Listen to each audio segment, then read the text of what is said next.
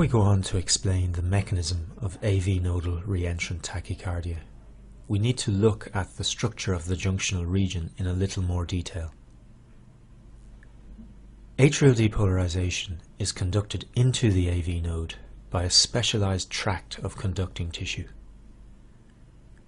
In 90% of individuals, this tract is singular. 10% of subjects, however, are born with two tracts leading into the node, and crucially, these tracts have differing electrical properties. One depolarizes and repolarizes at a normal rate, while the other transmits depolarizing current abnormally slowly, but repolarizes abnormally rapidly. A situation such as this, where two conducting tissues with differing electrical properties are in communication within the heart, is the basis of all reentrant arrhythmias. This situation is an accident waiting to happen. To explain why, we will focus in on events in the region of the AV node during the cardiac cycle. This close-up of the junctional region shows the two tracts leading into the AV node through the surrounding non-conducting tissue, shown here in black. The diagram also shows the proximal portion of the bundle of His and a small portion of the atrioventricular septum. Depolarization will approach the node from the atrial myocardium above. During the normal cardiac cycle, the SA node discharges and the depolarizing current generated travels through the atria to reach the region of the AV node. We will now slow down events at the node to aid comprehension. Depolarizing current enters both the normal and abnormal tract. The depolarization wave is transmitted through the normal conducting tract at an appropriate rate and depolarizes the node. Atrial depolarizing current has also entered the abnormal tract and begins its relatively slow journey through this tissue. However, at this point, current flowing in the normal conducting tissue has already reached the distal end of the abnormal strand and is conducted in a retrograde direction into this tissue. The two currents in the abnormal strand meet at some point and obliterate one another. The small, short-lived currents in this tiny strand of abnormal tissue are not detected by the ECG machine, so absolutely no abnormality is detected on such an individual's resting ECG in sinus rhythm.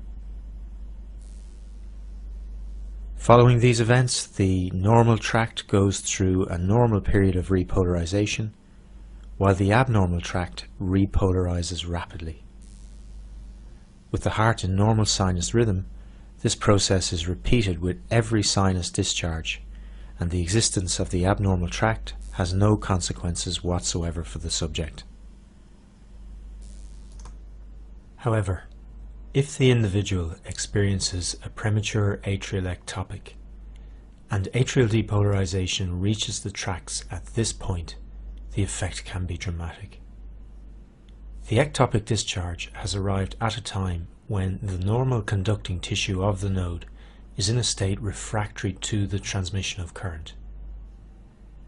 The abnormally rapidly repolarizing tissue of the diseased section, however, permits current to pass. Now, the slow passage of current through the abnormal section allows enough time for the normal tract to repolarize, and current arriving at the distal end of the abnormal tract is propagated not only into the AV node and into the ventricles, but also in a retrograde direction by the normal conducting strand. By the time the current reaches the proximal end of the normal tract, the rapidly repolarizing diseased section is ready to conduct again. In this way, a cycle of circulating current is established.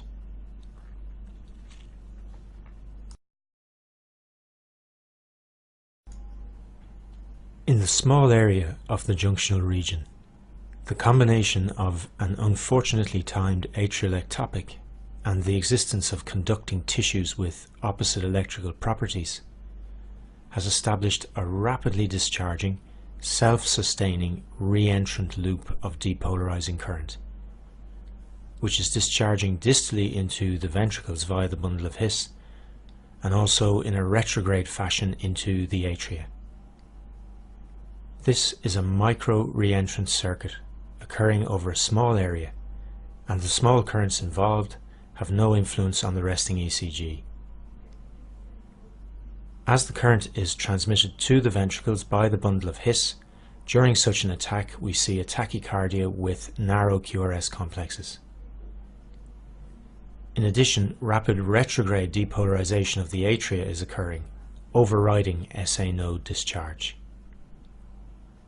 AV nodal reentrant tachycardia generates a heart rate greater than 130 beats per minute, and often much more rapid than this.